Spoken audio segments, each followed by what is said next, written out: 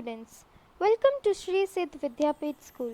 I hope you are all doing good and staying safe from this COVID-19. So students, today we are going to solve the question and answers of the chapter Planning a Surprise. In this chapter we read about four sisters and how they were planning a surprise for his mother on the day of Christmas. They were planning to surprise his mother with some gifts on the day of Christmas. So today we are going to solve the question and answers. So let's begin it. Use your prescribed textbooks for the better understanding. Students, see on page number 35, reading comprehension, right below the chapter. Fill in the table with the required information about the four sisters. This one you do it yourself with the help of the chapter. Read the chapter and you will find the solutions for this. So do it yourself. I am going to move on to second one. Answer these questions within 20 words each. What were the sisters doing? The sisters were knitting in the twilight. What did Beth do when the clock struck 6? When the clock struck 6, Beth swept the earth and put a pair of slippers down to warm. Who was the best actress according to Joe? According to Joe, Meg was the best actress.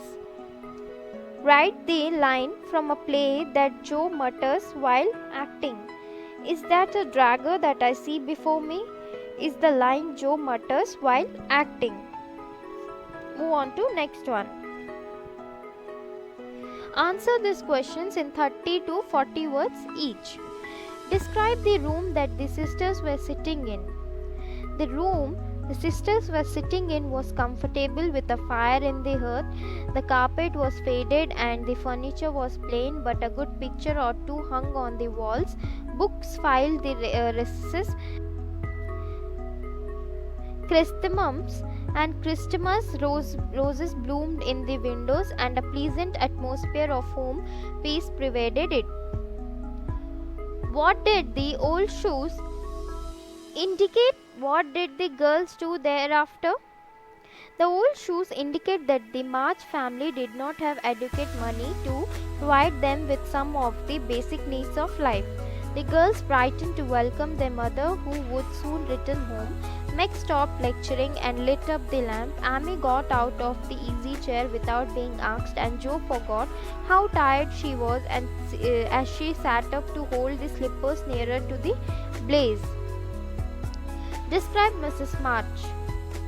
Mrs. March was a tall, motherly lady who was dressed plainly. She had a grey cloak and an unfashionable bonnet, but was noble looking, and she had a "Can I help you?" look about her, which was truly delightful. The girls thought their mother was the most splendid mother in the world.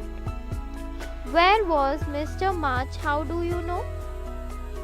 Mr. March had gone to serve as chaplain in the army.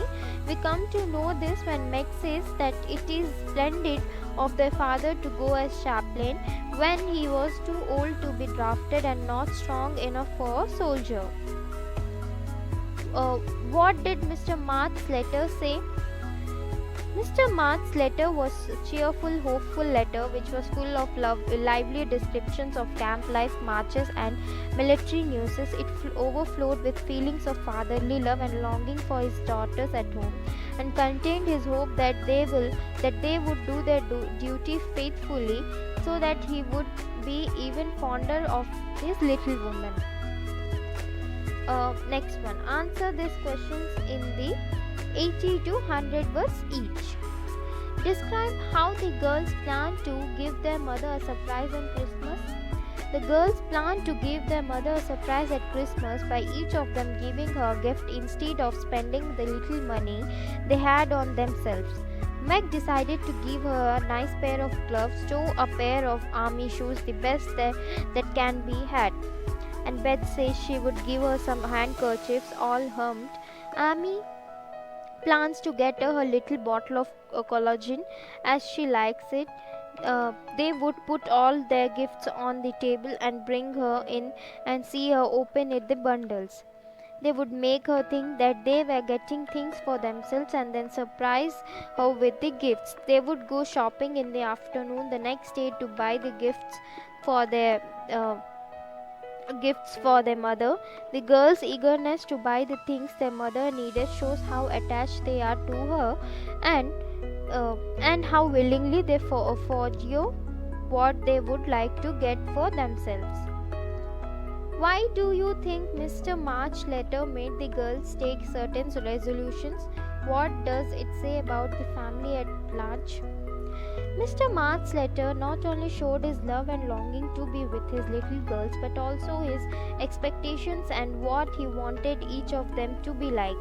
He trusted them to remember all that he told them and knew that they would be loving to their mother, faithful to their responsibilities, and overcome all the that temptations that may undermine their courage and resolution.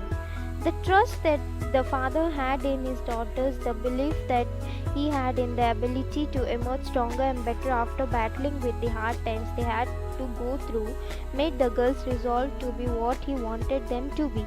So Meg decided not to think of her look so much, though determined to do her duty and be a little woman. Beth quietly plans to be what her father wants her to be, and Amy promises to be better. This shows that the family was closely knit by the bond of love and affection, and no hardship could dampen their spirit.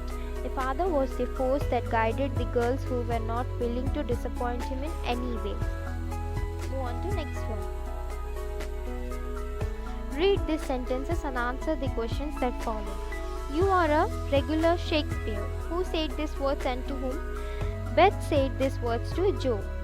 What does regular Shakespeare mean? A regular Shakespeare means one who is creative and talented like the dramatist to write original plays, stories and poems. Do you think the speaker is paying a compliment to the listener?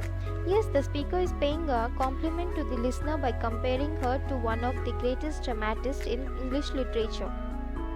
Second one. Everybody sniffed when they came to that part. Where was everybody? Everybody was sitting near the fire. Mother was sitting in a big chair with Beth at her feet. Meg and Amy perched on either arm of the chair, and Joe was leaning on the back. What were they doing? They were listening attentively to the father's letter, which was being read out by the mother. Which part is being spoken of? The part referred to here is the part of the letter where the father mentions how he hopes to be fonder and prouder than ever of his little woman when he returns home. So students, here are the solutions of this chapter. I hope you will note it down in your class note copy, learn it, read it by heart it. If you have any doubt regarding this chapter, you can ask me. I am going to clear it out in the next video.